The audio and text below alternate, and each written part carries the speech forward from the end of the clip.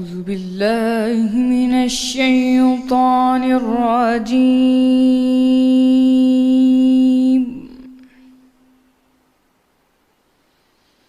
بسم الله الرحمن الرحيم.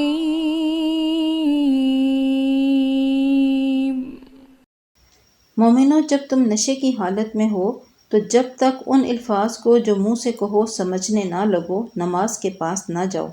اور جنابت کی حالت میں بھی نماز کے پاس نہ جاؤ جب تک کہ غسل نہ کر لو۔ ہاں، اگر بحالت سفر رستے چلے جا رہے ہو اور پانی نہ ملنے کے سبب غسل نہ کر سکو تو تیمم کر کے نماز پڑھ لو، اور اگر تم بیمار ہو یا سفر میں ہو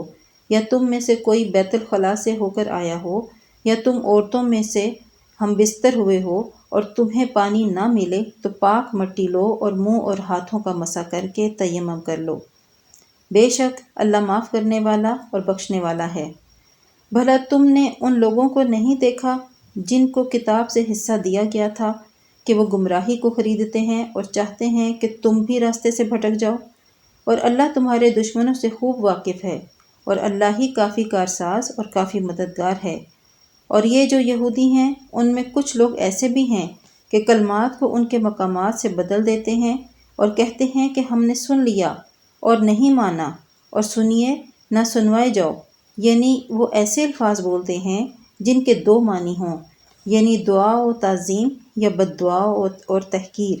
اور زبان کو مروڑ کر اور دین میں تان کی راہ سے تم سے گفتگو کے وقت رانا کہتے ہیں، اور اگر یوں کہتے ہیں کہ ہم نے سن لیا اور مان لیا اور صرف اسما اور رانا کی جگہ انظرنا کہتے تو ان کے حق میں بہتر ہوتا اور بات بھی بہت درست ہوتی، لیکن اللہ نے ان کے کفر کے سبب ان پر لعنت کر رکھی ہے، تو یہ جو کچھ تھوڑے سے تھوڑے ہی ایمان لاتے ہیں۔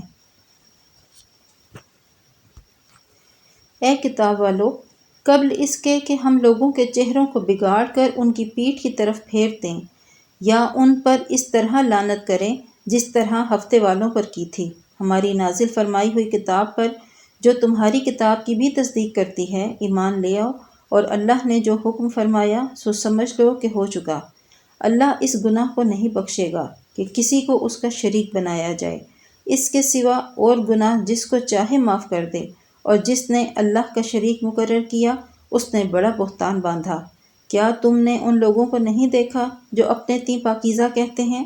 نہیں، بلکہ اللہ ہی جس کو چاہتا ہے پاکیزہ کرتا ہے، اور ان پر دھاگے برابر یعنی ذرہ برابر بھی ظلم نہیں ہوگا۔ دیکھو یہ اللہ پر کیسا جھوٹ باندھتے ہیں، اور یہ گناہ صریح کافی ہے۔